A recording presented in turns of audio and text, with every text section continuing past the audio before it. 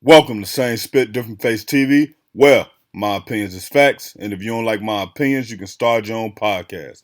And it's free. So don't forget to spit on the like button, the subscribe button, and the notification bell. Welcome to Same Spit Different Face Podcast, episode 10 by Fairplay 2333. That's FAIRPLAY underscore 2333 on all platforms. Now, let's get straight to it. Spit Squad. Adam22 wife Lena the Plug and adult film star Jason Love was spotted on a beach together, and Adam was nowhere to be found. Now, what this actually looks like, first of all, let me give y'all some backstory. So, Adam22 came up with the not bright idea to allow, his wife to do a man-woman scene on her OnlyFans, and he promoted it, and he paid Jason Love like 22. I mean, he paid Jason Love like $10,000. Adam22 and Jason Love basically ended up getting into it later because Adam22 was upset that Jason Love was talking about the video and saying what was going on, etc., right? Now, the irony or what's crazy is, how do you let your wife do something with somebody, and then once she do something, now you mad that the person is talking about it? What you thought he was supposed to do? You already let him violate the most sacred part of your relationship anyway, and on top of that, you and your wife be having threesomes with other women. So when she want to do something with a man, obviously you feel convicted and you like, well, she do things with me and other women. Let her do something with another man. I'm big enough to take it. But turns out that you're not big enough to take it. You threw a temper tantrum about it. And that's Adam22. He threw a temper tantrum about the situation. Well, fast forward, it's a video out, and basically in the video we see Lena the Plug and Jason Love running around on a beach together, and they having a conversation. You can't tell what the conversation is. At first, I thought that the conversation might have been staged, but then when I looked further into it, I was able to tell, like, nah, she got caught off guard. She didn't even pay attention to the fact that they was recording. Now, I'm not gonna lie, like, Lena the Plug isn't the most famous person if you looking outside of the YouTube world, and also Jason Love isn't the most famous guy too. So I can see how they could think that they could walk around and nobody would notice them. And it's a possibility they could have been on a beach out of the country, down in the DR or Puerto Rico or something like that. I don't think that they was just strolling through LA or they was just strolling through Miami, but it could be. Now, is it a possibility that, Adam22 knew they were there together? And is it a possibility that they just were walking on the beach and maybe they strumming up some drama in order to get part two of Lena the Plug versus Jason Lee? To be honest, maybe Adam22 will be in the next video. Who knows what this is, but the optics are bad. But we know that Adam22, he goes for a lot of low-hanging fruit in order to get ratings and get ranks. Now, what's going to be the key is Adam22 going to address this on YouTube? Now, if he addressed this on his YouTube channel, then we'll know, okay, this guy's the real deal. This is some marketing genius from him. But I don't think it is, and we'll be able to see as we move forward what this is really about. All right, Diddy find himself in some more woman abuse allegations, and it goes a little something like, Diddy threatened to kill a former Vibe editor, Danielle Smith, by putting her in the trunk of a car after she wouldn't allow him to change his cover photo. Combs was slated to be on the cover for the magazine's December 1997/January 1998 issue, pictured glowering at the camera over tinted shades with the white angel wings fanning out behind him, accompanied by the tagline, "The good, the bad, and the puffy." A few days before this issue was to press, Combs allegedly insisted on seeing the cover image with the notion that if he didn't like it, he would force the magazine to change the cover. Smith, who was at the helm of the music magazine from 97 to 1999, said she denied his request, explaining it was against the magazine's policy to show work ahead of publication. Flanked with his posse, Combs allegedly turned up to Vibe's office and demanded to meet with Smith, who clutched the issue's pages as she was whisked out of the office by her colleagues in order to avoid Combs. The next day, Combs allegedly called Smith and threatened her, taunting that he knew where she was. Smith said she demanded for Combs to retract his menacing threat. which he replied with a laugh and a FU. Smith wrote that she was so rattled that she contacted her attorney, prompting Combs to fax over an apology a few hours later. Days later, Smith said the magazine service was stolen from the office, which the large and heavy database storing all the pages for the magazine upcoming issue vanished. The suspicion was immediately placed on Combs and his bad boy crew, Smith wrote. Luckily, a staffer had saved a version of the issue on a personal disc, and they were able to print the cover on time. Combs did not respond to New York Times Magazine request for comment on the allegations. Now, this article is very disturbing, but I'll be honest and I'll be objective. The first thing that I don't like about this is that the article starts off by saying he put her in a trunk, and it didn't describe when, where, how, what did he actually put her in the trunk. I feel like if you're going to start an article off by saying he put her in the trunk, you should actually finish that article out by telling what led to her being put in the trunk. So example. I'm not saying this what happened, but if I'm writing this article, I will put exactly what led up to Combs putting her in the actual trunk. Right there, it just kind of seems like clickbait. It seems like, they able to do this in order to just make a headline about him because he's already a menacing figure to a lot of people because of the video that we seen on Cassie. They definitely should have gave a breakdown. They could have and this could be an example of something that would have happened. They could have said, hey, after the magazine cover came out, Puff was upset with it, and because he was upset, he stood outside the office. He caught this woman. He threatened her and put her in the trunk and rode around with her for out, et cetera, right? But none of that was said, so I'm going to have to take it with a grain of salt. One thing we have to do is, yes, we saw Puffy do some egregious things to Cassie, but because we saw him do one egregious thing don't mean he's guilty of all egregious things.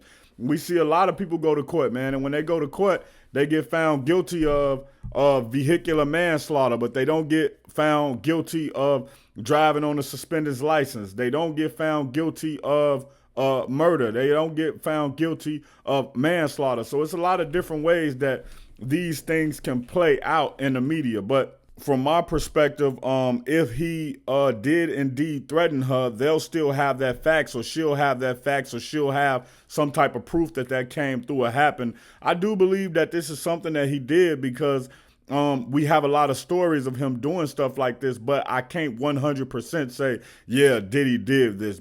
Did he do it or didn't he? I ain't gonna lie, it's been hard out here, cuz, but if it wasn't for my dog Fairplay, I don't know what I would be doing. Ask me to use the car no What more, you mean? What happened? You told me you was running right to the gas station. It's like 100 degrees out here. I'm sweating. Florida mother getting a lot of backlash for letting her 15-year-old son get a tattoo, and all I got to say to y'all is shut up. Why? Because when we talk about the situation where they allow 15 and 10-year-olds and 12-year-olds to take medicine and hormones to, block off their testosterone or block off their estrogen so they can start to transitioning to making themselves the gender that they believe they were or that they want to be, nobody says anything. Everybody says it's their right. When we talk about young girls who end up getting pregnant at a very young age, y'all say it's their body, their choice. They should be able to do with it what they want. So when y'all sit here and talk about and criticize a mother for allowing her 15-year-old to get a tattoo, it makes no sense to me. Y'all have to find, so it's a great quote. And it says, stand for something or you'll fall for anything. And a lot of y'all don't stand for nothing. Y'all only stand for whatever is the popular opinion at the moment. So if somebody's speaking on gender transition and everybody is leaning towards that's what's correct, y'all gonna hop online and say they should be able to do this. Y'all gonna get those Twitter fingers ready. But if they also hop online and say, how could she let her 15-year-old son get a tattoo? Y'all also gonna hop online and say, say, oh yeah, she shouldn't have did that, she's a bad mother. In my personal opinion, a lot of people on the internet don't stand for nothing. They stand for whatever the biggest voice is. If the biggest voice say X, everybody else gonna say X, and the person who says Z is gonna be ostracized. Everybody gonna tell them to shut up and go back in their cubby hole, or they gonna dox their address, or they gonna try to figure out things about their life and put them online to try to embarrass them. We living in a failing society at this point, and I know a lot of y'all may think not so, but everything isn't about monetary value. Everything isn't about the economy. And speaking of the economy, if you go into the store right now, you'll see your typical box of cereal is up to $8 now. So y'all better start figuring out what y'all love more than material things, what y'all love more than money. The wage gap is spreading, and everything is going up per week, by week, whatever you want to call it. So instead of worrying about what another parent is doing with their 15-year-old, y'all need to find out y'all stance on life and get your life together and find you some salvation. This fake outrage that's been going on the internet, I know it's going to continue to go on. I know I can't stop it, and I don't want to stop it, but I just want to send y'all this message that y'all should just get y'all own life together. Worry about making y'all own kids better. Now, it would be different if y'all were genuinely saying this from a place of concern or from a place of love, but I know y'all not, because when the news comes out that a 10-year-old is taking hormone blockers in order to make a transition of gender, nobody says anything. Michael Ealy is a menace to society. Now, as it goes, Michael Ealy was outside. He was at some type of red carpet event. He saw Megan's goods there. She was standing next to her boyfriend, Jonathan Majors, and Michael Ealy gave her the biggest hug ever. He grabbed her up. He held her up. He probably whispered in her ear, "Ooh, I missed you so much. You look so good. I'm happy to see that you working. I see you at your premiere. Oh, who is this goofy next to you?" He said something along that lines. And then Jonathan Majors, he looked very uncomfortable. But, with what's going on, Jonathan Majors understands that he can't say anything. If he would have said anything, or if he would have stepped up, he would have been accused of being jealous. He's already been slated with domestic violence rulings, and he got found guilty, unjustly guilty. The jury found Jonathan Majors guilty because they said he was too aggressive in restraining her from harming him. Only in America, right? Now, if he was, another color, maybe a clear color, it's a possibility that it would have went a total another way, but I digress. I 1000% believe that, once they got in the car, Jonathan Majors gave her that call like, hey, he gave her that talk. Hey, you can't be out here embarrassing me. You my Coretta Scott queen.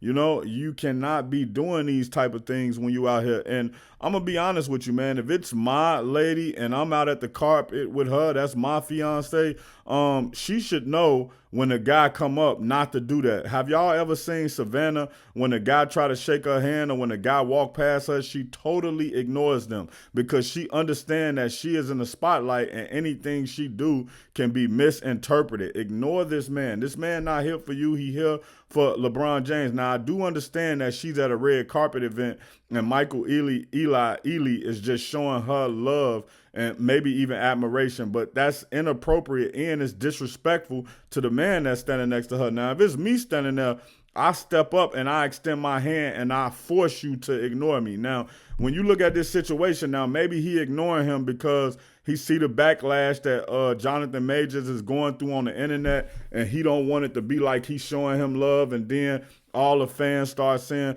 oh, he shouldn't be on Power. He support a woman abusing and all of that stuff like that. So we have to take that into account. But I think if you're not going to speak to her man, you shouldn't even speak to her. That's just a rule of thumb. Like if I'm walking past somebody and I see somebody I know and I got a problem with her guy, I won't even speak to her. I might nod, I might say what's up, but I'm not going to show a lot of love, because how can you have love for me, but you got a issue with the person that I'm standing next to, the person that I love, the person that I lay next to at night? You can't possibly have that much love for me, because if you did, you would put those differences aside in my presence and at least acknowledge me with a head nod, at least give me a fist dap, at least say what's up.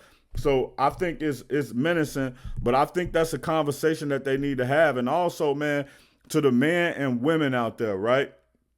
Who newly dating or who been dating for a while, but especially if you're newly dating, y'all need to have this conversation, man, because this can be a huge problem down the line. Y'all out at the mall somewhere, y'all sitting down at a restaurant, y'all on a side of town where you used to date somebody at, and they run into you. You need to, women, you need to tell your guy how you would like him to react in this situation. And man, you need to tell your woman how you would like them to react in this situation. Don't lie about it either. Tell the truth. Hey, if I see you out and it's your ex, I don't mind you saying hi. It's okay if you shake his hand, but I don't want y'all giving like no crazy hugs. Or, I'm a man, so I understand that if I'm out and I'm with my lady and somebody else approached me that I might have known, or even if somebody approached me that I know from the streets, I'm giving them a one-hand hug instantly. If I give them a hug or I shake their hand. Now, it can be awkward if y'all close or y'all have a super cordial relationship and you see them, you don't want them to think you acting funny towards them. So you can still give them a hug, but give them that one-hand hug. Make sure you keep that back leg off the ground. If y'all don't know what I mean, I'll try to be descriptive. If you're giving them a hug and you go in to give them a hug with the right hand, you only put your right shoulder on them, leave your chest and the rest of your body to the left off of them, and then leave your left leg floating in the air to make sure that your girl can see that you not putting no extra body up against them. You're not trying to get close to them. You're not trying to feel them. You're not trying to put meat on their leg, nothing like. And some people may say that's a little bit extreme. Hey, it's not extreme. When it comes to keeping happiness in your home, none of that is extreme, because you don't want to make your woman feel insecure. And forget if she feel insecure or not, you don't want to overstep your boundaries. You want to make sure that you showing her the respect that you would want. So when I look at this situation, I think Megan Good, in the moment, she did what she could. Now, I will say, at the end, when Michael Ealy stepped up to take a picture, she made sure to grab Jonathan. She made sure to pull him forward. She made sure to make sure that he was in this picture with her. And I appreciate that. And we'll see Jonathan Majors come back at some point. I hate that he's not in the Marvel universe anymore. And maybe he'll come back in the Marvel universe in a year or so. Maybe they'll test the waters and see how that worked with him. But anyway, this is a unfortunate situation. All of this started because of a toxic relationship that Jonathan Majors could have avoided. He continued to stay with that lady even though he knew her characteristics. And a lot of times in life, man, when people show us who they are, we got to believe them and we got to get away from them. We got to get away from them quickly, and we got to get away from them and get far away from them as possible. If you are a fan of the Power Universe, I have something for you. Go join the YouTube channel Power Book Multiverse and Cinema, where myself, Fairplay 2333, will break down everything Power. I'll break down some OG Power, the new Power, Force, Ghost, Origins, Raising Canaan, anything you love in Power. You can see me talk about it. And oh yeah, we're just under 10,000 subscribers, and I've only had the channel for about maybe 5 months now. So it's a great channel when it's growing that rapidly. Go join Power Book Multiverse and Cinema on YouTube. Serena Williams is catching a lot of backlash for crip walking at the ESPYs. Now, why would she be catching backlash? Serena Williams, for those of you who don't know, grew up in Compton, LA, and her sister was killed in a drive-by shooting. It wasn't meant for her, but she was killed in like a drive-by shooting and got hit by a stray bullet, and she died. And the guy who essentially they believed that killed her was a crip. So everyone who looking at this situation is basically saying that, you are representing something that got your sister killed. You running around crip walking on stage, and a crip is somebody who killed your sister. You should have more sense than that. You should be more sensitive. Now, the first thing I'll say about this is that she's allowed to do whatever she wants. She's already grieved. She's already dealt with the situation. And a lot of times, the weird part about it is that people, like, let's just say if a cop kills somebody, right?